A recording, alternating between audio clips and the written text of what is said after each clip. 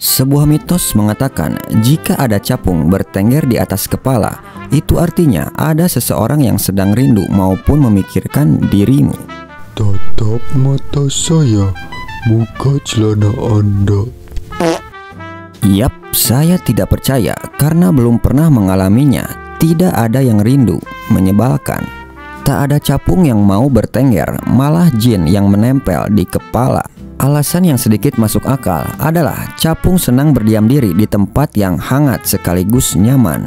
Mungkin para capung menganggap gundukan rambut sebagai taman impian sekaligus rekreasi.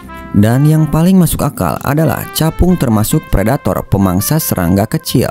Itu artinya kepala yang dihinggapi penuh dengan kutu maupun remah-remah ketombe. Yap, capung termasuk hewan yang tersakiti karena sering dipermainkan oleh anyak-anyak Indonesia. Lebih baik kau diam. Kadang menalikan buntutnya menggunakan benang dan dinamakan balap capung. Namun ada juga yang memanfaatkan para capung sebagai lahan bisnis, termasuk saya. Menjadi dokter dadakan serta menjual jasa anti ompol.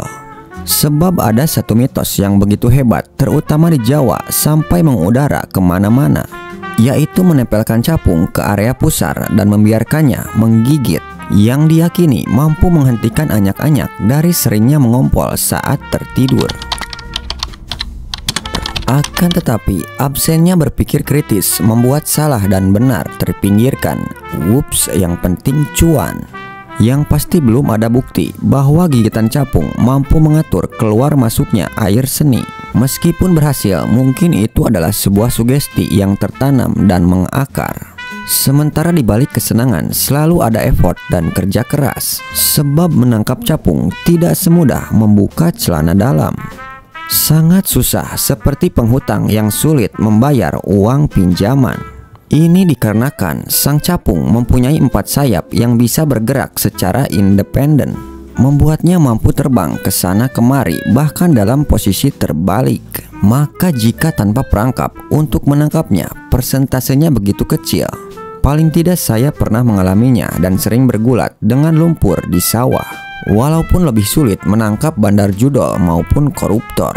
Apalagi capung memiliki 30.000 lensa kecil di matanya. Mereka bisa melihat 360 derajat.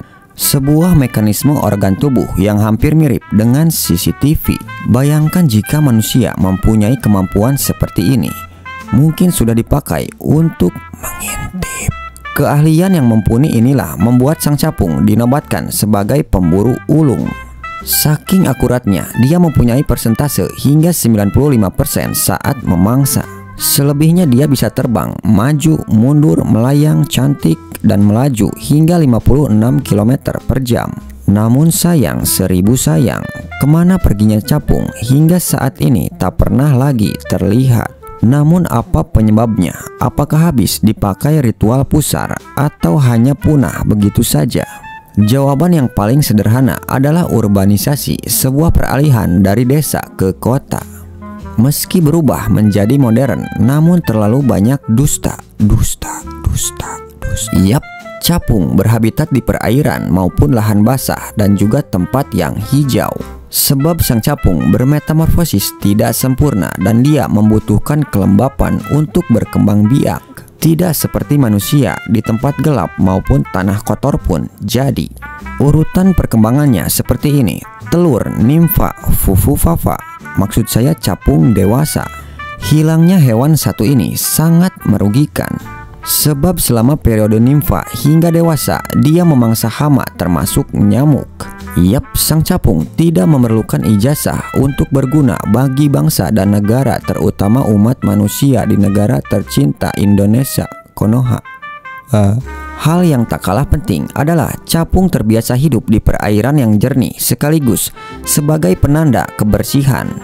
Masyarakat zaman dahulu juga sering memanfaatkan capung sebagai alat untuk meramal cuaca. Jadi semakin banyak capung terbang rendah di persawahan, itu artinya hujan akan tiba. Jadi singkatnya, ada capung, ada hujan, bukan ada abang kamu hujan lah buset. Namun ini bukanlah mitos, melainkan sebuah kenyataan. Karena saat hujan akan turun, kelembapan akan tinggi dan hewan-hewan kecil atau serangga kecil akan turun bersembunyi. Dan secara langsung para capung akan mengikuti alur mangsanya untuk menyergapnya. Hap, Yap, sebuah mitos yang terdapat beberapa fakta yang valid. smart people. Selebihnya, masyarakat kita sering menyangkut pautkan hewan dengan alam sekitar di era keterbatasan maupun kegelapan. Sepertinya akan terjadi tsunami. But it's okay, karena yang terpenting bukan masalah benar dan juga salah, melainkan saling menerima perbedaan.